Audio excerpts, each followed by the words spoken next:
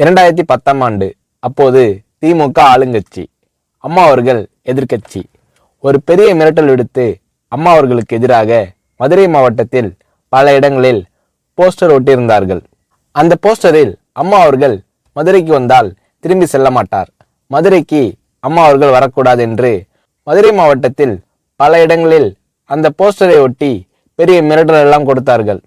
அதேபோல் ஜெயா டிவிக்கும் மிரட்டல் தொலைபேசிகள், மிரட்டல் கடிதங்கள் வந்து கொண்டிருந்தது.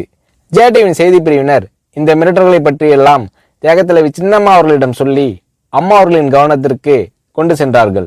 அம்மா அவர்கள் துணிச்சல், வீரம், கம்பீரம் இவற்றின் ஒட்டுமொத்த உருவம். அதனால் புரட்சி தலைவி அம்மா அவர்கள், நான் மதுரைக்கு போய் தீருவேன், பொதுக்கூட்டத்தில் பேசியே தீருவேன், எது நடந்தாலும் எதிர்கொள்கிறேன் என்று சொல்கிறார்கள்.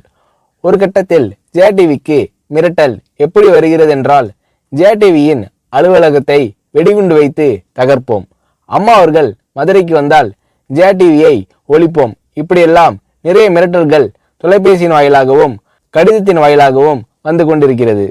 இந்த மிரட்டல்களை எல்லாம் கடந்து அம்மா அவர்கள் மதுரைக்கு சென்று பிரம்மாண்டமான பொதுக்கூட்டத்தில் லட்சக்கணக்கான மக்கள் மத்தியில் எழுச்சி உரையாற்றும் போது, ஒரு எதிர்க்கட்சியின் தலைவி என்ற முறையில் என்னை நீங்கள் மிரட்டுங்கள், ஒரு எதிர்க்கட்சியினை நான் நடத்துகிறேன் என்பதற்காக கழகத்தை மிரட்டுங்கள், ஜெயா டிவியை எதற்காக மிரட்டுகிறீர்கள், ஜெயா டிவியின் அலுவலகத்தை நீங்கள் தகர்ப்பீர்களா, ஜெயா டிவியை நீங்கள் ஒழித்து கட்டிவிடுவீர்களா, பார்க்கலாமா, ஜெயா டிவியை ஒழித்து கட்டிவிட்டால் என்னுடைய அரசியல் குரலை ஒழித்து விடலாம் என்று கனவு காண்கிறீர்களா?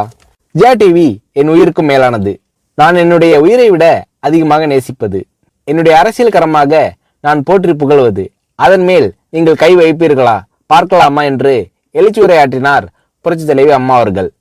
இப்படியெல்லாம் அம்மா அவர்களின் அன்புக்கும் மரியாதைக்கும் பாத்திரமாக ஜெயா டிவி இருந்தது.